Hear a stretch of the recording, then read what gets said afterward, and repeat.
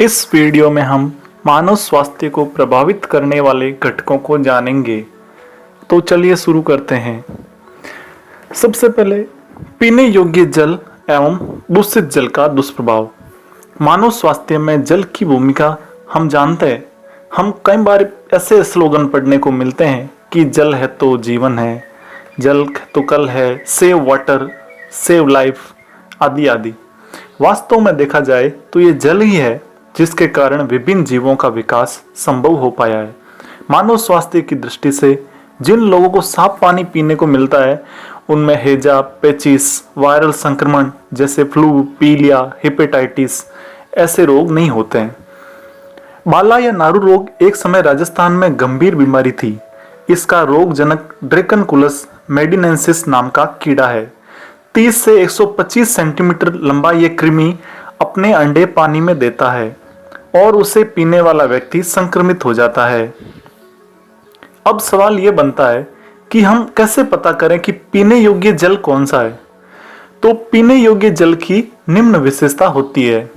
उसमें आंखों से दिखने वाले कण या वनस्पति न हो, रंगहीन पानी होना चाहिए, पीएच मान संतुलित होना चाहिए, वह छना हुआ होना चाहिए।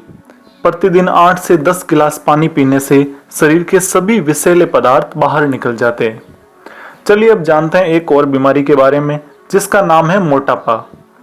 मानव शरीर के वजन और इसकी लंबाई में एक नियत अनुपात होता है। इसे शरीर भार सूचकांक या बॉडी मास इंडेक्स कहते हैं।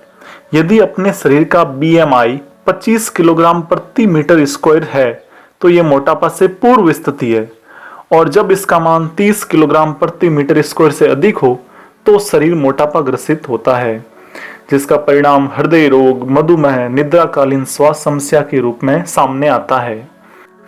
18.5 से 24.9 के बीच का BMI स्तर एक आदर्श स्थिति है।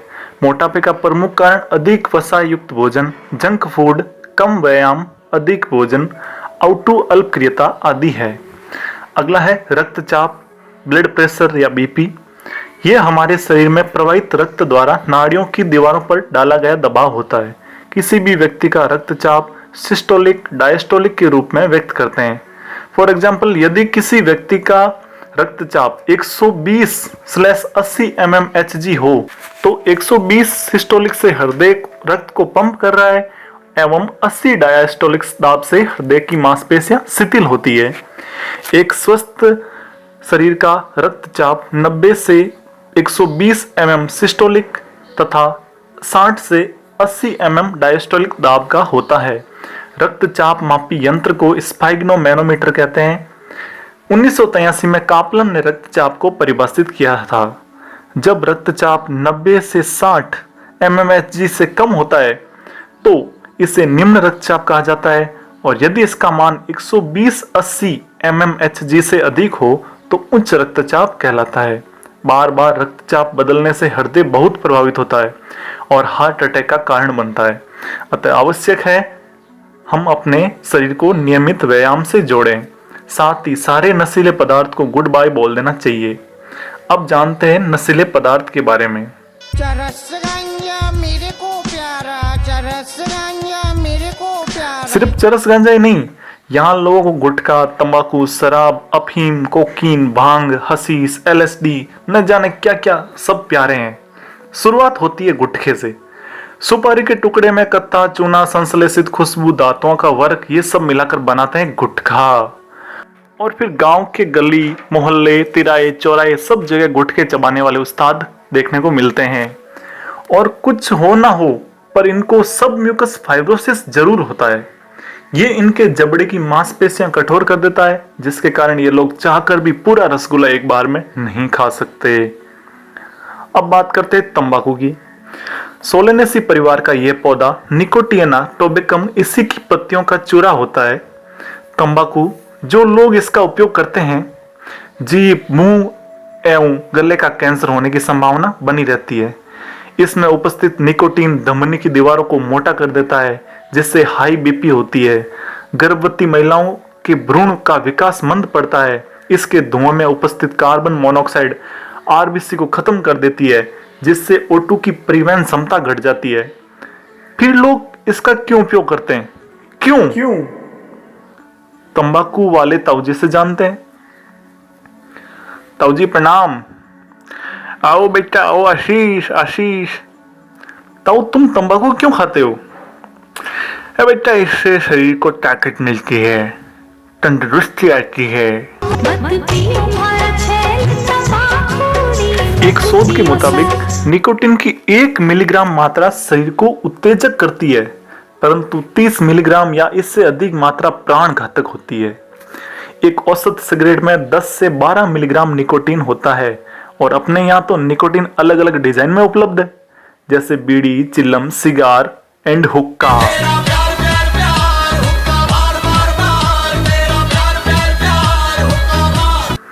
प्राप्त जानकारी के अनुसार दुनिया में 60 लाख से ज्यादा तंबाकू उस्ताद अपने परिवार को हर साल टाटा बाय बोल देते हैं।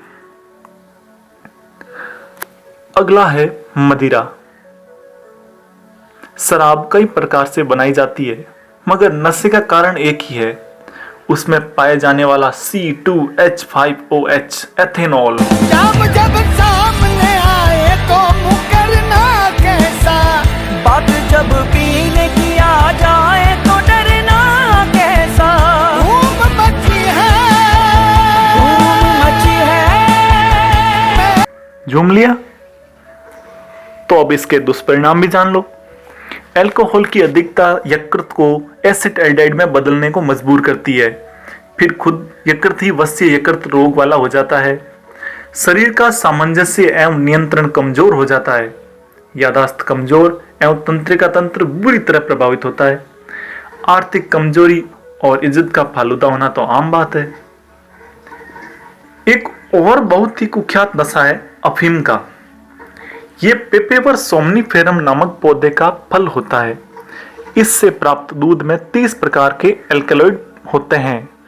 जहां तंबाकू में हमने सिर्फ एक निकोटिन होता था, वहां इसमें 30 प्रकार के एल्कलॉइड निकोटिन के अलावा मार्फिन, कोडीन, सोमनीफेरम एवं पेपेवरिन प्रमुख होते हैं। मार्फिन एवं कोडीन दर्द निवारक दवा बनाने में काम आती है, जिसके कारण अफीम की खेती भी की जाती है, परंतु कालाबाजारी में इसका उपयोग हीरोइन बना के व डोडे के रूप में होता है। अरे डोडा मत पिए डोकरिया। लेकिन डोकरा तो डोडा पिएगा और अपने बच्चों को भी पिलाएगा, आखिर बेमौत मरना भी तो है। और तो और लोग दवाइयों का भी नशे के रूप में उपयोग करते हैं। मार्फिन, पैथेडीन, ब्यूप्रीनॉर्फिन, प्रोपोक्सिफिन, नाइट्राजिपाम, डाइजिपाम, न जाने कितनी दवाइयां हैं जिनका दुरुपयोग आजकल बहुत बड़ा है। सिर्फ नशा ही एकमात्र विषय नहीं है, क्या एक और बड़ी दिक्कत खाद्य पदार्थ में मिलावट के रूप में भी मिलती है। ये सब अधिक मुनाफे के लिए खाद्य पदार्थों में सस्ते, घटिया, हानिकारक पदार्थों को मिला देते हैं। जैसे कोल्ड ड्रिंक में फास्फोरिक अम्ल मिला देते हैं, जिससे लोहे तक को गला देने की ताकत है, उसको ये कोल्ड ड्रिंक में मिलाते हैं। तो फिर दांतों का सवाल ही क्या। दूध की जगह urea, detergent, soda, poster colour, refined glucose से नकली दूध तैयार किया जा रहा है। कृपया ध्यान दीजिए, हमारे यहाँ 24 घंटे लेड और कॉपर विलयन का छिड़काव की हुई ताजी सब्जियां मिलती हैं। साथ ही पाइए सिल्वर नाइट्रेट का छिड़काव की हुई गोभी, जो सीधे आपके लीवर को, गुर्दे को खराब करेगी।